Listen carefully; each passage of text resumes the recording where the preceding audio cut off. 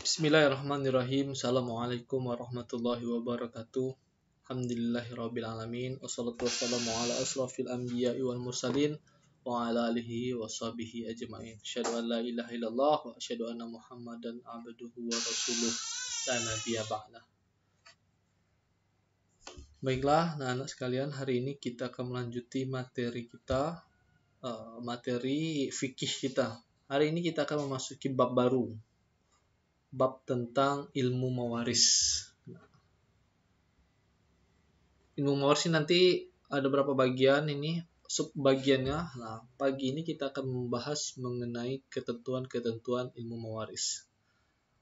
Oke, sekarang boleh lihat slide-nya. Ilmu faraid. Ilmu mawaris bisa dikatakan dengan ilmu faraid. Apa pengertiannya? Dari segi bahasa, kata mawaris artinya harta yang diwariskan. Adapun makna istilahnya adalah ilmu tentang pembagian harta peninggalan setelah orang meninggal dunia. Nih, ada kata kuncinya. Setelah orang meninggal dunia. Jadi dia mulai dibagikan setelah orang itu meninggal. Kalau dia belum meninggal, maka belum bisa dibagikan. Kemudian,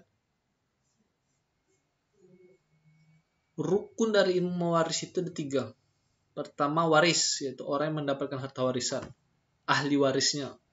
Yang kedua, mewaris, yaitu orang yang telah meninggal dan mewariskan harta kepada ahli warisnya. Dan yang ketiga, maurus atau hartanya. Jadi ada yang mewarisi, ada pewaris, kemudian ada harta warisannya. Nah, untuk harta harus digarisbawahi ini ya. Maurus yaitu harta warisan yang dibagi kepada ahli waris setelah diambil untuk kepentingan pemeliharaan jenazahnya, untuk kepentingan pelunasan hutang si mayit dan pelaksanaan wasiat bagi si mayit. Nah, jadi harus dikeluarkan dulu pemeliharaan jenazahnya, hutang-hutangnya, kemudian pelaksanaan wasiatnya. Ketika berlebih, maka baru dibagikan kepada si ahli warisnya. Tuh. Hukum membagi harta warisan. Seorang muslim dituntut menjalankan syariat Islam sesuai dengan apa yang digariskan oleh Al-Quran dan Sunnah. Setiap muslim harus mentaati semua perintah ataupun larangan Allah. Sebagai bukti konsistensinya memang aturan-aturan syariat ini. Syariat-syariat itu dijelaskan dalam Quran surah An-Nisa ayat 14. Wa may ya'sillahu wa rasulahu wa yata'adda hududahu yudkhilhu naran khalidan fiha walahu azabun muhin. Barang siapa mendustai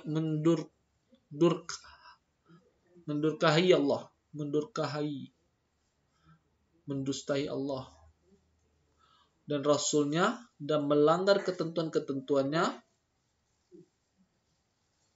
maka Allah akan memasukkannya ke dalam neraka, sedangkan ia kekal di dalamnya, dan baginya siksa yang menghinakan. Tuh, mengerikannya ada Al-Quran surah An-Nisa 14 ini. Kemudian sabda Rasulullah SAW bersabda, bagilah harta warisan di antara ahli waris sesuai dengan aturan kitab Allah.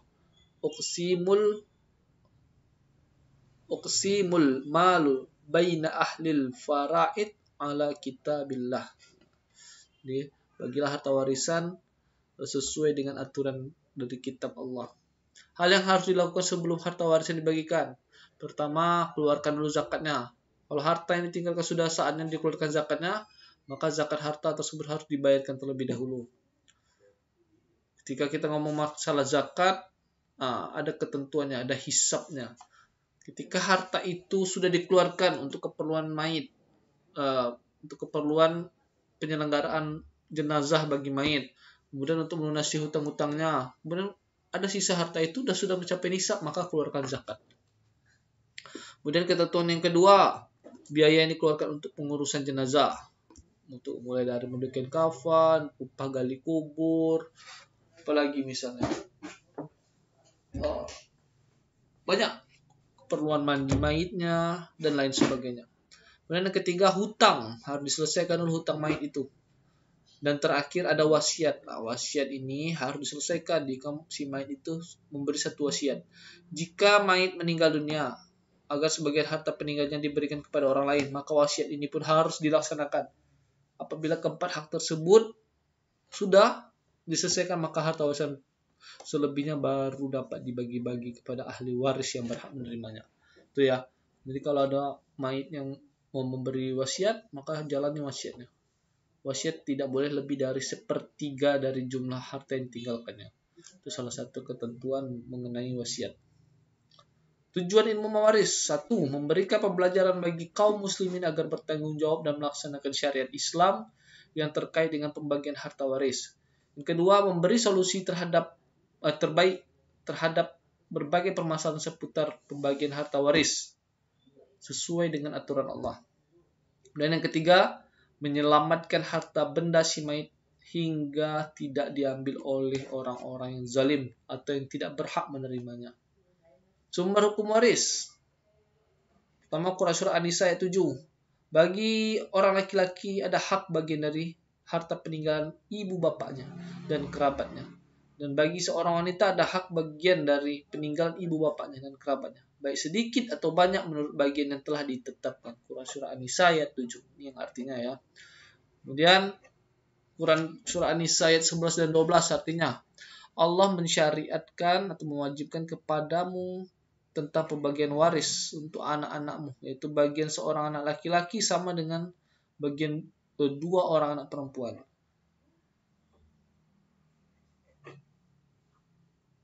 Jika anak itu semuanya perempuan yang jumlahnya lebih dari 2, bagian mereka 2/3 dari harta yang ditinggalkan. Jika dia anak perempuan, masing-masing 1/6 dari harta yang ditinggalkan. Jika dia meninggal mempunyai anak, jika dia yang meninggal tidak mempunyai anak dan dia diwarisi oleh kedua orang tuanya saja, ibunya mendapat 1/3.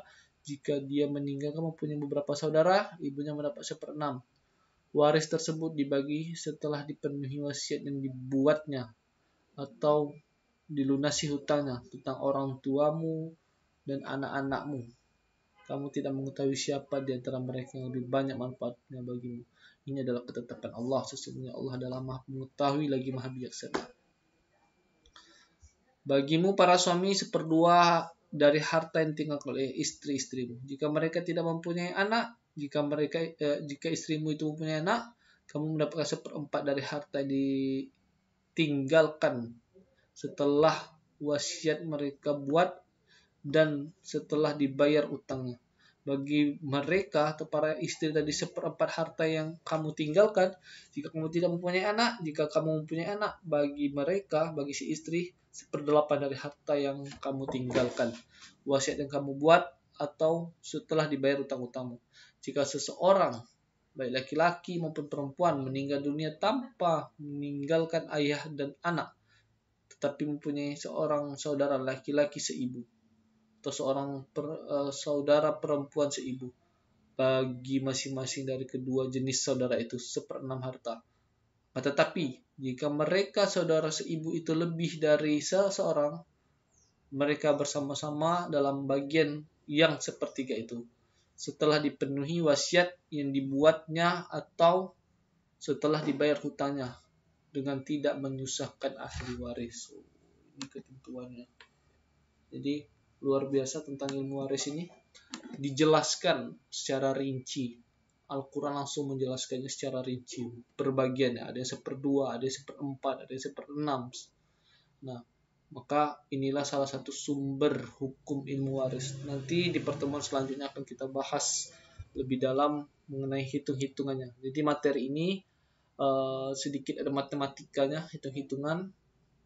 Jika si A meninggalkan harta sekian, berapa persen untuk si B. Nah, jadi nanti ada ketentuan cara hitung-hitungannya, rumus-rumusnya agar kita bisa memahami materi ilmu waris ini. Mungkin itu saja yang dapat Bapak sampaikan. Itu bagian pertama tentang bab ini, ilmu mewaris.